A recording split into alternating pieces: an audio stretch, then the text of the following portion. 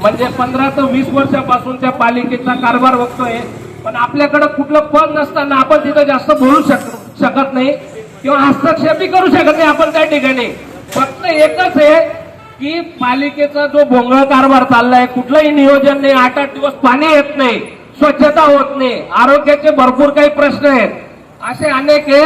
आणि या ज्या आपलं ड्रेनेज लाईन चालू आहे, एक नियम आहे, ड्रेनेज लाईन झाली का लगेच त्या रस्त्यावर लगेच काम झाल्यानंतर काहीतरी त्याच्यावर फिनिशिंग तरी करायला पाहिजे असा नियम आहे.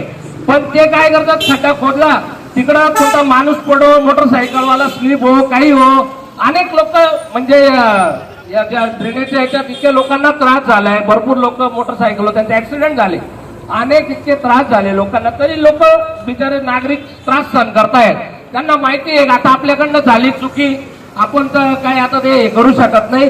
पण भाग 6 मध्ये शिवसेना शिंदे गटातर्फे उमेदवारी केली आहे आणि उमेदवारी करण्याचं कारण असं आहे की या प्रभागात मी मागच्या वेळेस पण उमेदवारी शिवसेनेकडनं केली होती, पण बरेच काही आपण मेहनत घेतली आणि या प्रभागात कामं करण्याचाही प्रयत्न केला, पण या ठिकाणी त्यावेळेस आपल्याला थोडा पराभव पत्करावा लागला.